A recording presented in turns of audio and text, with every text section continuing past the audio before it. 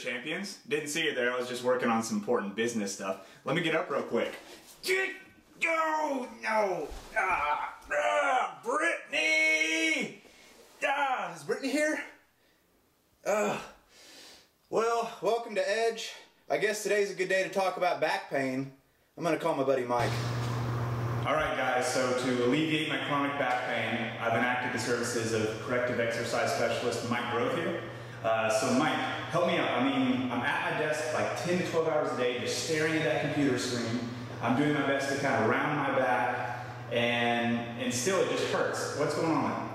So basically, Lance, what's happening is that when you're sitting at a desk all day, a lot of the times people's muscles tend to get really short and tight in certain areas, and they get long and weak in other ones, kind of creating this muscular imbalance. Okay, so easy fix. We just strengthen those weak muscles and move on, right? You do need to do strengthening, but first off, we need to do SMR, we need to do some self-myofascial release, we need to do some lengthening, and then we need to do some activation, and then we need to go to integration.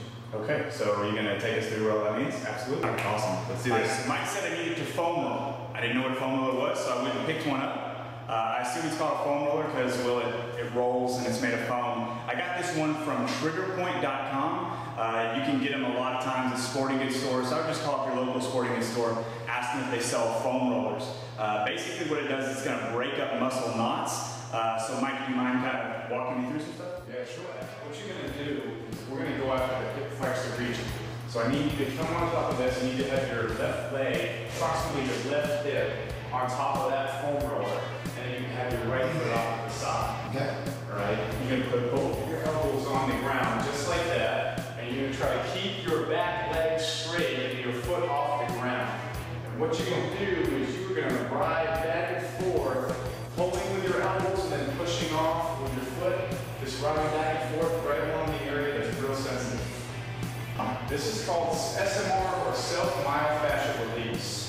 So we're just kind of releasing those knots inside your muscles. It sounds like something for Dr. Knauzel to explain. Dr. Knauzel?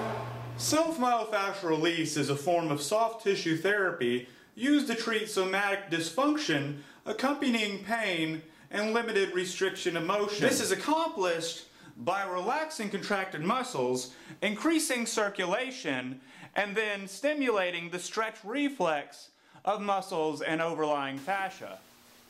In layman's terms, it's like giving yourself a deep tissue massage. What? Alright, so basically what we're going to be doing here, Lance, is going to be called the hip flexor stretch. So I want you to assume a tall kneeling position just like this. Yep, you can go ahead and have your left foot forward, that's fine. And what you're thinking about here is we're trying to create a 90-degree angle with the thigh and the shin. So it looks like you're just about right here. And what I want you to do is I want you to take your right arm, or whatever arm with that leg that is attached. Alright, and then you're going to reach up as tall as you can, and then as you reach up, you're going to slide them away from that leg that is back. So just like how Lance is doing right here. That's good stuff. I can feel that right in my hip right here. It's a good stretch. So while Lance is doing this, he's going to think about contracting his right glute, or whatever leg that is back, and also keep these nice and tight. Exactly. So we sag a little bit there, so I had to keep him honest. And so he's going to always been flexing. He's going to assume that tall kneeling position, clench up the back glute, tighten up the abs, and then slide them away from that leg that is back. Alright, so we're going to go over an activation exercise for the hip flexor. So why don't you guys come on over here and take a look. What we're going to be doing here, this is called the wall hip flexor activation drill. So what you're going to be doing, having your legs so that they're in an extended position, you're going to think about tensing up your glute, tensing up your hamstring, and then tensing up your lower abs.